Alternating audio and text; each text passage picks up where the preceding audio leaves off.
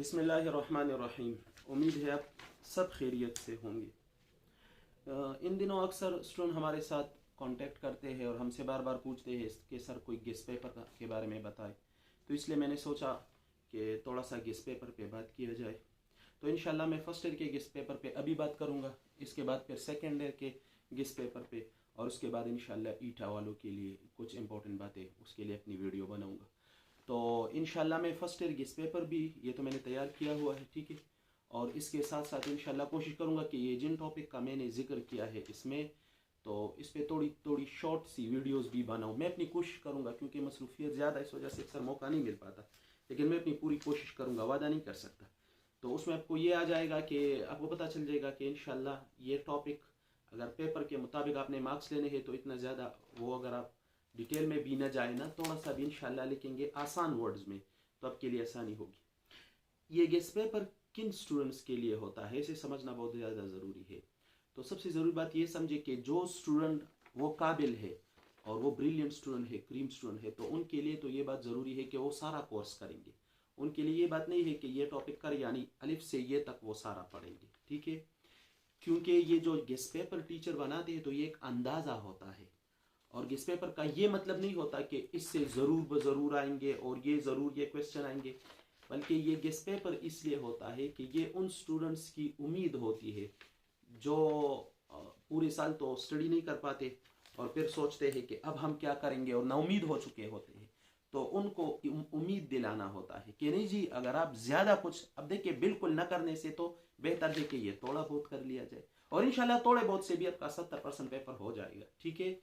क्योंकि एक्सपीरियंस है हमारा, ये क्वेश्चन बार बार चले आ रहे होते हैं। इम्पोर्टेंट जो चीज़ होती है, अगर बुक्स कितनी भी बदल जाए तो वो इम्पोर्टेंट ही रहती है, ठीक है। तो एक तो वो स्टूडेंट है जो ब्रिलियंट स्टूडेंट है, तो उनको तो फुल स्टडी करनी है, कोई गेस्ट पेपर उनके लिए नहीं है, ठीक है। हाँ, वो भी ये कर सकते हैं कि पहले ये टॉपिक्स करें, बाद में इनके जो बाकी रिमेनिंग टॉपिक है वो कर ले, ये तरीका उनके लिए भी है, ठीक है। बाकी कुछ वो स्टूडेंट्स होते हैं जो दरमियाने टाइप के होते हैं, तो उनके लिए ये ज़्यादा इफेक्टिव है कि वो सबसे पहले गेस्ट पेपर को करें, इसके बाद बाकी कोर्स।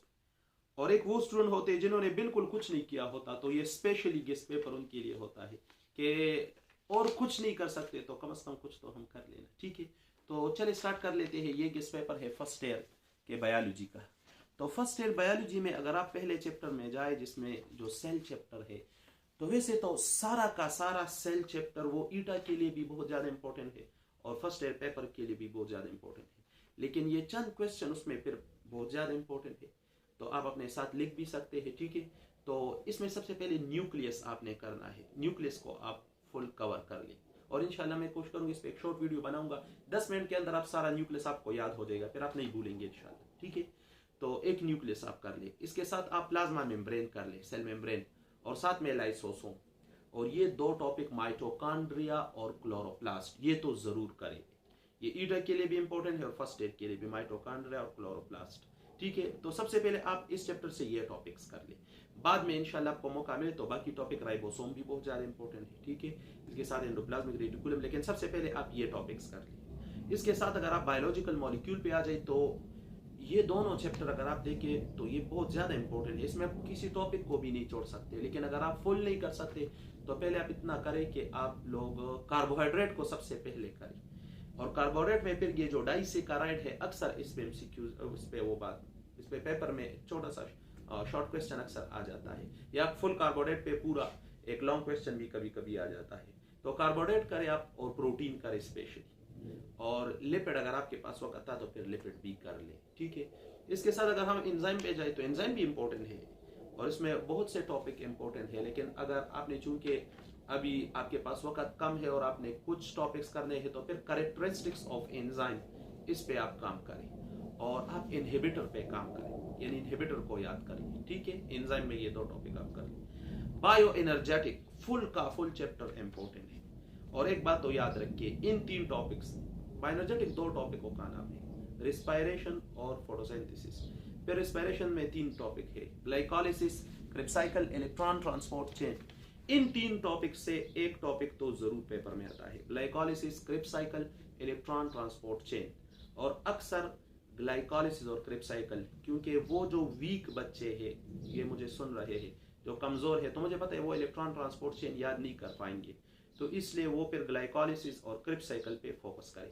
और ग्लाइकोलिसिस और क्रेब साइकिल में आप कोशिश करें कि आप लोग स्टेप्स के साथ एंजाइम्स भी याद करें, क्योंकि आपके बुक ने एंजाइम नहीं लिखे, लेकिन आप अगर ये याद करेंगे तो आपको फुल मार्क्स मिलेंगे इंशाल्लाह। ठीक है, तो ग्लाइकोलिसिस और Krebs cycle specially. Electron transport chain थोड़ा सा मुश्किल, इतना मुश्किल तो नहीं है, लेकिन फिर भी तो अगर आप उसे स्किप भी करें तो नो प्रॉब्लम। ठीक है, और इसके साथ लाइट और डार्क रिएक्शन, ये दोनों भी आपने करने हैं, इससे भी एक क्वेश्चन जरूर आता है। तो अक्सर बायोएनर्जेटिक्स से 2 क्वेश्चन आ जाते हैं। ए सेलुलर लाइफ की अगर आप बात करें तो इसमें अपने HIV को फुल करना है, HIV का स्ट्रक्चर, HIV का लाइफ साइकिल, और ये मेरे चैनल पे HIV का मैंने उसकी फुल वीडियो भी मौजूद है, आसान और डिटेल अल्फाज में मौजूद है, तो आप HIV वहां से भी कर सकते हैं। ठीक है, और इसके साथ आप प्रियांस करें, प्रियांस और डिस्कवरी ऑफ HIV, वो डिस्कवरी ऑफ वायरस, ये 3 टॉपिक आप कर लें।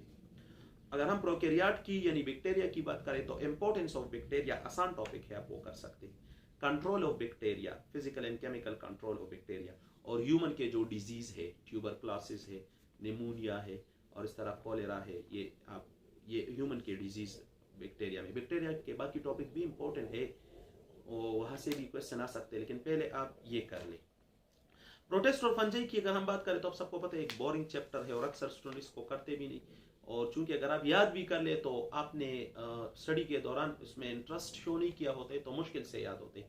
ये भी बहुत ज़रूरी बात होती है कि आप जब भी पेपर के लिए मेहनत करें तो सबसे पहले उन टॉपिक्स पे आप फोकस करें जो आपके लिए आसान हो और आपको आसानी से याद हो जाते हैं, आपने उससे पहले उस पर कुछ काम किया हो, और पेपर के दौरान भी आप उन टॉपिक पे सबसे पहले फोकस किया करें जो आपके लिए आसान हो। तो और अब जब पेपर स्टार्ट करते वक्त सबसे पहले, इसका इंशाल्लाह मैं अलग इस पे एक वीडियो बनाऊंगा पेपर पे, जब आप पेपर में सबसे पहले वो टॉपिक जो आपको अच्छे से आते हैं आप वो करेंगे खूबसूरत हेडिंग के साथ और नॉलेज के साथ। तो इनिशियली जब टीचर पहले 2-3 सवालात को देखकर उसके ज़हन माइंड में कुछ आ जाता है कि बस ये स्टूडेंट इस लेवल का है, उसके बाद वो उस माइंड से पेपर चेकिंग करता है। तो पहले 2-3 क्वेश्चन आपने वो करने जो आपको आते हैं। उमूमन बच्चे क्या करते हैं कि स्टार्ट शुरू बस क्वेश्चन नंबर 1 लिखकर शुरू हो जाते हैं, नहीं, आप देखें इसमें कौन सा क्वेश्चन आपको ज़्यादा अच्छा आता है और आपका उसमें इंटरेस्ट है, आपके पास उसमें नॉलेज है। खासकर आप उसमें ऐसी नॉलेज की बातें भी लिख सकते हैं जो आपके बुक ने न बताई हो तो आप बता सकते हैं, इससे टीचर इंप्रेस हो जाते हैं, आपको मार्क्स देगा। ठीक है, तो प्रोटिस्ट एंड फंजाई में अगर आप देखें तो कैरेक्टरिस्टिक्स ऑफ फंजाई आप कर ले और इंपॉर्टेंस ऑफ फंजाई ये आप कर ले।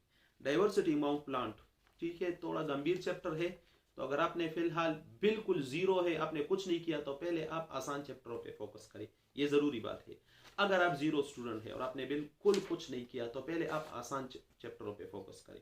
आसान मतलब सेल, बायोलॉजिकल मॉलिक्यूल, बायोएनर्जेटिक भी थोड़ा सा कॉम्प्लेक्स है, और आप फर्स्ट एड की ज़ूलॉजी जो है, डाइजेशन, ये बिल्कुल आसान चैप्टर होते हैं। सर्कुलेशन, इम्यूनिटी, इन पे फिर आप फोकस करें अगर आप बिल्कुल जीरो है। और अगर आप कुछ पढ़ चुके हैं तो फिर आप डाइवर्सिटी अमंग प्लांट में, तो इसमें आप ये है डाइवर्सिटी अमंग प्लांट में एक बात याद रखिए, इसमें अगर आपने एक लाइफ साइकिल सीख लिया और लाइफ साइकिल के कुछ बेसिक ट्रिक्स है, यकीन करें 5 मिनट का टॉपिक है, लेकिन आज तक मैंने अपनी ज़िंदगी में किसी स्टूडेंट को नहीं देखा, ये मैं मुबालगा नहीं कर रहा, ना मैं झूठ बोल रहा हूँ, मैंने आज तक कभी ज़िंदगी में किसी स्टूडेंट को नहीं देखा अपनी पूरी कैरियर में कि मैंने उसे देखा और उसे लाइफ साइकिल आता हो। अक्सर स्टूडेंट को लाइफ साइकिल नहीं आता, हालांकि उसके कुछ ट्रिक्स है, जब आप वो सीख जाते हैं तो हर लाइफ साइकिल आपके लिए आसान। तो इंशाल्लाह मौका मिला तो इस पर वीडियो बनाएंगे लाइफ साइकिल पे, तो फिर आप सारे लाइफ साइकिल करें, लेकिन स्पेशली एंजियोस्पर्म लाइफ साइकिल, उसमें जो डबल फर्टिलाइजेशन है आप पेपर के लिए वो करें।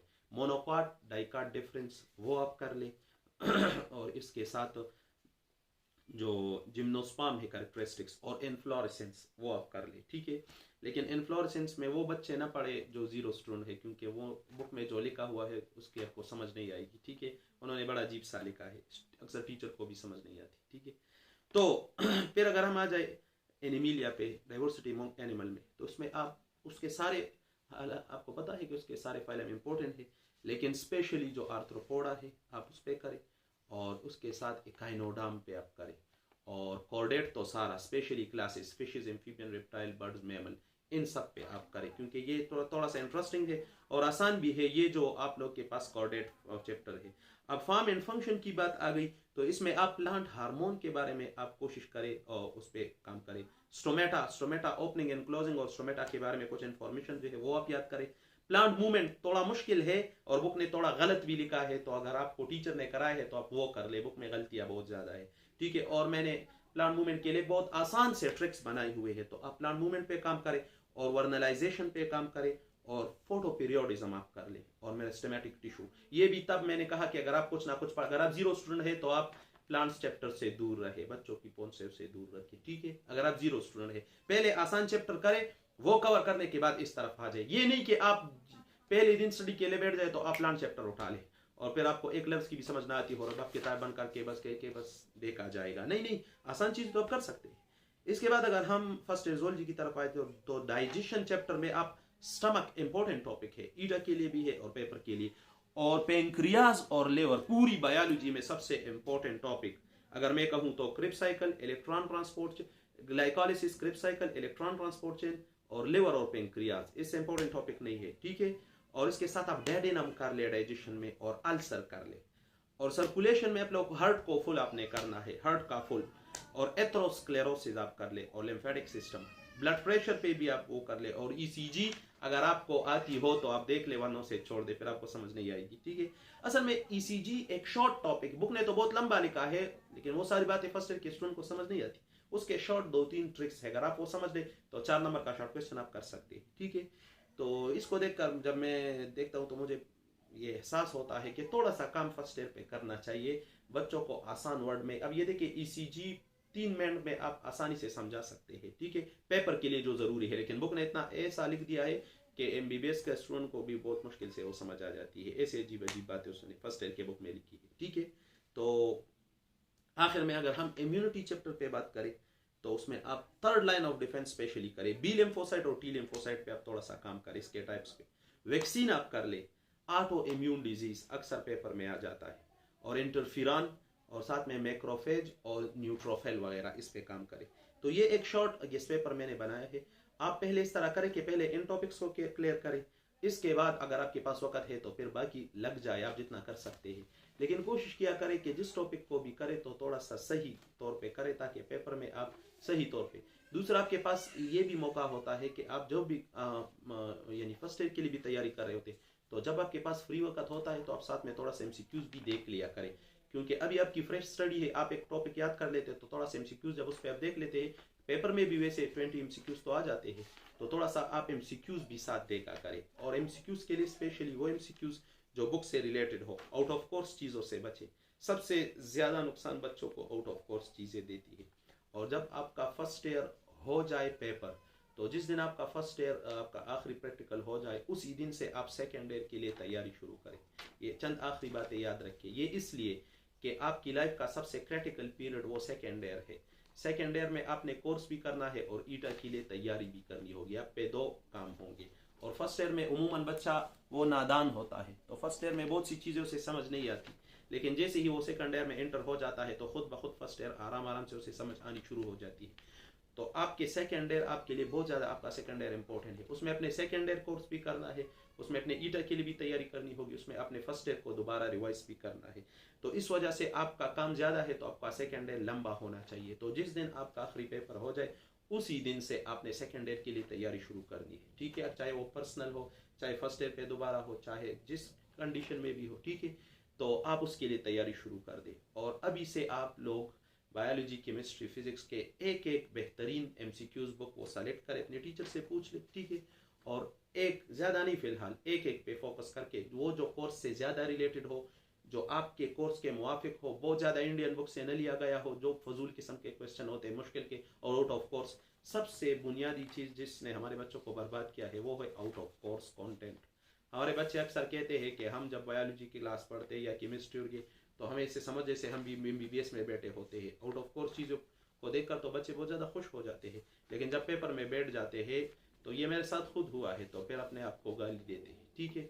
तो इस वजह से पहले उन चीज़ों पे फोकस करें जो आपके कोर्स के साथ रिलेटेड है, उसके बाद तो मैं इंशाल्लाह कोशिश करूँगा अपनी पूरी कि इनमें से कुछ ना कुछ टॉपिक पे शॉर्ट ट्रिक्स की वीडियो बनाऊं, यानी शॉर्ट फॉर्म में 5 मिनट 8 मिनट की 10 मिनट की, कि आपने मिसाल के तौर पर माइटोकॉन्ड्रिया को कैसे करना है पेपर के लिए। तो पेपर के लिए आप फिर बहुत ज़्यादा डिटेल में ना जाए, सिर्फ इतना करें ताकि आपका पेपर हो जाए। अभी आपके पास वक्त कम है तो इंशाल्लाह नौमीदी छोड़ दे। अगर आपने कुछ भी नहीं किया नो प्रॉब्लम, कोई बात नहीं है, इतना मुश्किल नहीं है, आसान आसान टॉपिक है, ठीक है।